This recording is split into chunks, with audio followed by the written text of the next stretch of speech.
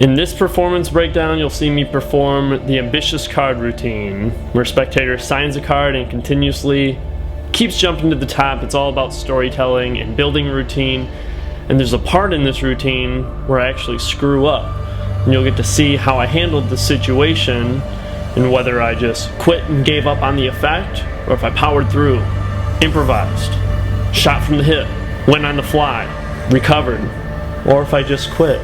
Now that's what I call a sticky situation.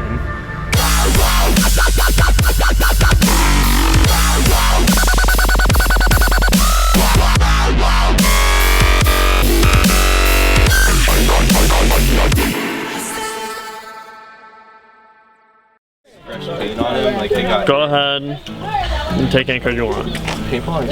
One that sticks out to you, one that stands out. It's kind of like... It's covered it. You get used to it. That one. Okay, perfect. Alright. Go ahead and sign it as big as you can across the front. When you get shot enough times, it's like... Alright, perfect. Angie, right? Angie.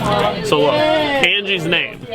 Now you saw this card and you knew you wanted it before you even touched it, before you took it out, right? Just like I said, one sticks out to you and you said the 3 of hearts. So I kind of have a connection with it already, because you saw it before you, and you knew you wanted it before you touched it. And not only that, but you signed it. So not only is it unique because it's the only 3 of hearts in the deck, but because you signed it, this is the only card like this in the world. How's that feel? Yeah, like this. How's that feel? Crazy, right? Sure. Insane. Yeah. So look, craziest thing in your life. So look, check it out. What I'm gonna do is, because you signed it and it's gonna have a direct connection with you, it's gonna listen to you. So whenever you snap your fingers, it's going to want to come up and see you. Okay? So if I take it and give or take a couple cards, that's about middle, right? Give or take a couple cards, about middle. Whenever you snap your fingers, though, here, I'll take this back even. Whenever you snap your fingers, the card's gonna jump to the top, okay? But it's only, so here, look, go like this, like you hold the card just like how he was doing it. Palm down, just like that. Go ahead, I'm gonna riffle through the deck, push it in. Go ahead and snap your fingers. Do it? Snap your fingers. But look, it's only gonna work when you do it, okay? So here, if we take the 3 and I put it here, go ahead, snap your fingers. Doesn't work, right? Go ahead, snap your fingers. Doesn't work, right? Queen of spades, 5 of hearts, go ahead, snap your fingers. Just like that. That's the only time it's gonna jump to the top. So look, if I take it and I put it on the ground, step on it, go ahead, snap your fingers now. Because I heard that. No, not that guy. That was a great one. So here, check it out. What you might think something's a little suspicious with me pushing the card in and like touching and doing all that, but here, if I take your 3, signature and all, instead you go ahead, you push it in, square it up. I'll put it right here in the middle here. Go ahead, snap your fingers. Oh yeah. Look. Ah! Like that. Watch. Try one more time. Look. 3 of hearts. Alright, I'm gonna go play it now. 3 of hearts. From the middle here. This time you're gonna push it in, but snap it with both hands. Look. 2 fingers. Look, sometimes it jumps higher than you expected. Okay, how about this? Look, I signed it, but this time watch. I'll bend it so you know it's the 3, okay? Very up person. So watch. Is that enough for it to be signed? I think it's much better. Yeah. Hey, Kitty, So good. I do that all the time. Here. What's interesting is before I came out here, I do that all the time. I made a prediction card if it was a yes. from a different deck, from a completely different deck. So chances are, it could be the 3 of hearts, right? Chances aren't very good, right? One out of like 52 or so. Plus the 2 jokers. There's a new deck, 1 out of 54. Here, put your hands out. Look, take this.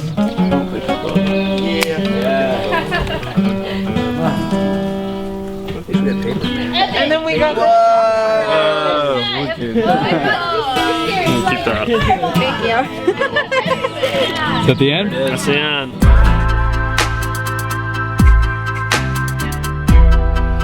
So the main thing to remember about the ambitious card routine is that it is a storytelling effect. It's a long routine. Right away you see me set up for the Marlowe tilt.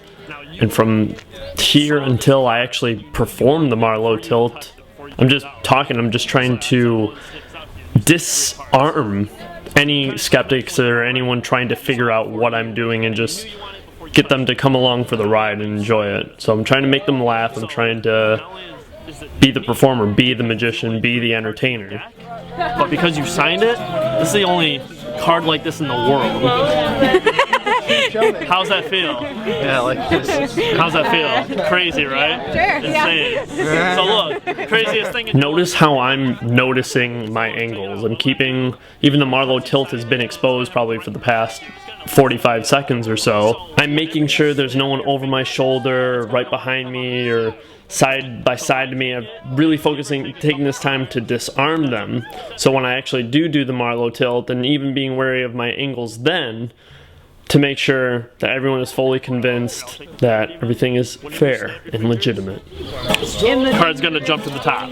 So I felt really comfortable with Angie. I felt I disarmed her enough to trust her to hold on to the 3 of hearts, quote unquote, even though I give her the actual top card, which is a different card. Normally I'll feel someone might flip that card over, so I'll just hold on to it. But it's much better if you actually give them the card to put it in the deck. And here you'll see me buckle the bottom card very quickly while she's laughing, so I can swing cut the card over and paint the bottom card on top of that. So now the 3 of hearts is on top. When I do a double lift, snap a finger, show the next card, now I can actually do another double lift, allowing me to do the slide off move where you'll actually see me bring the 3 of hearts back to the top of the deck there. Because I heard that. No, not that guy. Little flick of the wrist. And here you're about to see big motion covering a small motion. I bend over to pick up the 3 of hearts, everyone's still laughing, and right there I'm buckling the card. But what happened is I managed to buckle 2 cards. So when I set up for this effect and I push what I think is the 3 of hearts in my mouth, it's not.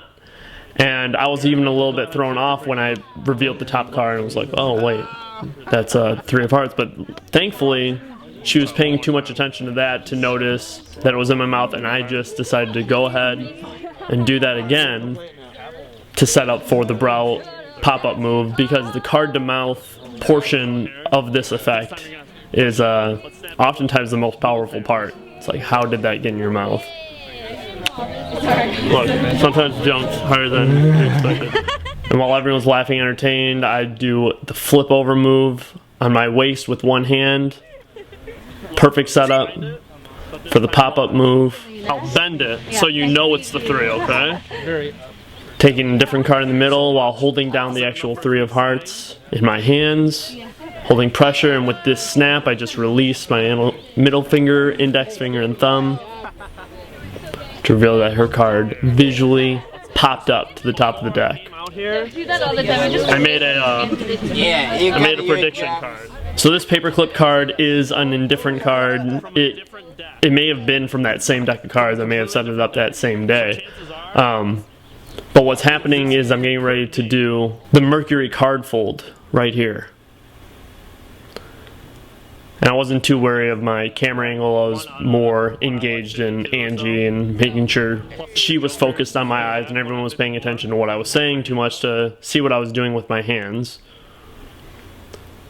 So then I slide it behind the card, strip off the paper clip and the card that was already attached to it to reveal her signed, one of a kind, 3 of hearts. Is that the end? That's the end.